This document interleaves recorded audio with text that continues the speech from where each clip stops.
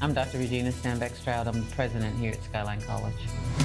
We have a mission that says we want to empower and transform a global community of learners. There are two ways to break out of poverty. The first is by formal education. I hope that we have a critical mass of Black African students who come to Skyline College and study here, and that this becomes known as the destination that African students want to come and start their first 2 years of their bachelor's degree. And the second is by the worker acquiring a greater skill with his work, and thus higher wages.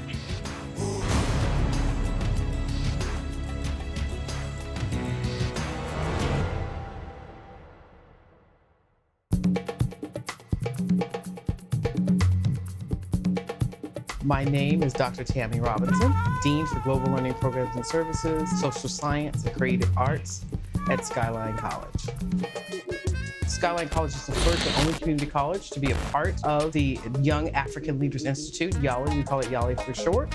It's through the IREX and the U.S. State Department. Africans in 49 countries then come to 38 host institutions. When I stepped into Skyline College, I thought, what if I can start something like this in Zimbabwe? Because it equips people who normally don't have a chance in life. It gives them a chance to make a difference.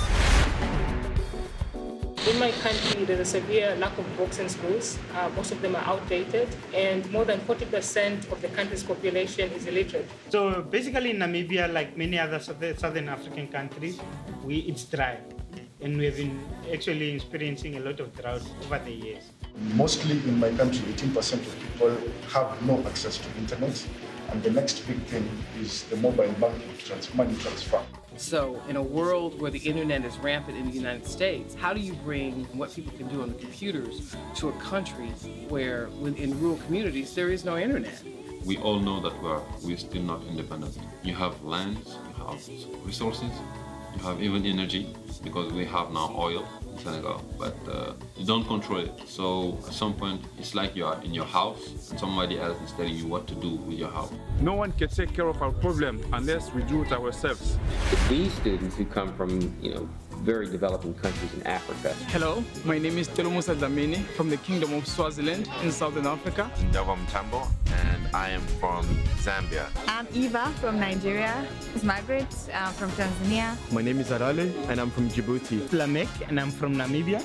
My name is Richa. I am from Madagascar, the biggest African island. Their background lends them more to not looking for out-of-the-box solutions, but being more creative in how they approach things.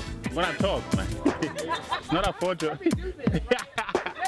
So what we want to do through YALI is to connect you with each other and to resources and to networks that can help you become the leaders in business and government and civil society of tomorrow. So who are we and why are we here?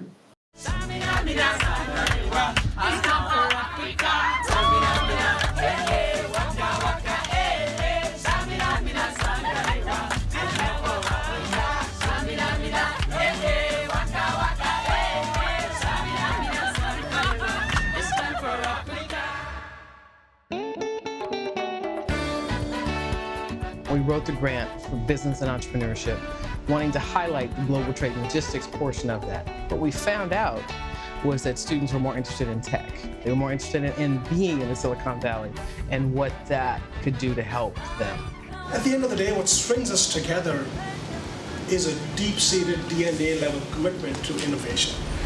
This is Google's Launchpad Accelerator, and you have joined a legion of African entrepreneurs who have participated in this space. They have designed this entire encounter here to make all of you and more of you the best companies. The biggest cocoa farmers cooperative in Ghana is using Business One. We gave it away as part of the CSR initiative. We don't do anything other than support technology companies. And our job is to help young technology companies that start here, the Hewlett-Packard Garage in downtown Palo Alto, to here, which is across the street. Innovation is not a department. It just doesn't work like that. every individual, every walking human being contributes in their own way. Whatever it is that you want to do, start doing it. So what we intend to do is to provide content, educational content, and deliver it in an inspirational way to the young people of Swaziland. And this is content that is supposed to be able to adequately and holistically prepare them for the work in entrepreneurship and in the workplace as well. I run an innovation hub in a marginalized community. Now in this community, we have seen that these entrepreneurs are failing to access relevant markets. My company, Prospace Technology, actually provides a solution, mobile application, which enables citizens to save water. It does not only enable citizens to save water, but it also empowers them to control their water usage by giving them real-time information on their usage per day or per hour. The high rate of disemployment and the low tax of company created by here made me create a company named Innova. It's the only one incubator in Guinea-Bissau because 70% of the population is unemployment. That's why I created Innova Lab, because all of these things to give people opportunity to create jobs. We are identifying top 10% talent in Africa, putting them through a 6-month training program to become professional software developers and place them with companies abroad at a fee. We are raising in 4 months $500,000 at a post-money valuation of $5 million because we believe that we will be the first African company in West Africa worth $1 billion in 5 years. 900 million people today in Africa are offline. And we believe that the fastest way to help them is to educate them, whether they're offline or online.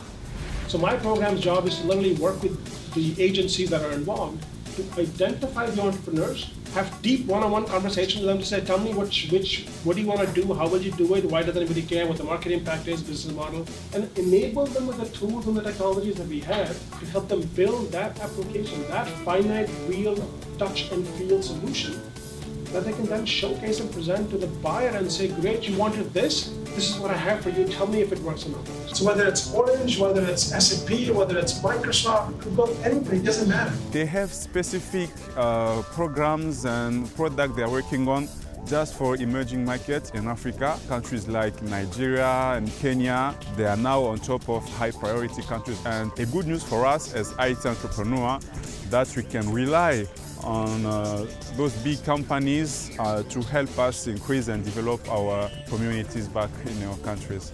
The community here has been wonderful. They have not just been giving them lip service. The partners that are working with you every day, that they created this, and they will follow up with you for the long run. They exchanged cards, numbers, emailed me, and opened up mentorship opportunities for them on the very first day. To integrate the system. This is a fantastic opportunity. This is massive. Yeah, so let's talk later. All right, thank you. The industry leaders, both inside of Google but also outside of Google, that wants to be part of it, it wants to give back. The African entrepreneurs here, the African VCs here, and they've actually opened doors for us. So yeah, we see those kinds of things happening, and we see some of them actually even coming to Africa. And not only with them, but also I've already actually struck partnerships even with some of the fellows in the group who are from Africa, who have got products that I can use in what I want to achieve. So to me, the biggest thing that YALI gave me is that network of brothers and sisters, of people who believe in what I believe, to be simple. So yeah, we have met a lot of interesting companies, a lot of interesting executives, investors. That's very good. But if we took out all that, we just met the people of Africa, that would have been more than enough. Anything else that comes after that is a bonus. It has really been an amazing experience, one that I will always cherish for the rest of my life. And I've learned valuable lessons that will actually help me and my business prosper as I go back home and start implementing projects that I've always been planning, and some of the new projects that I have come across here in the Silicon Valley. We're interested in making sure that people have the opportunity to be exposed to different cultures, because we believe fundamentally that if you're exposed to different cultures, that your world changes and you change the world. I've always felt that what we do is urgent, and the changes that we need to bring are urgent. But more so, I hope that they walk away with a desire and a sense and a commitment to maintain this connection and to build on it.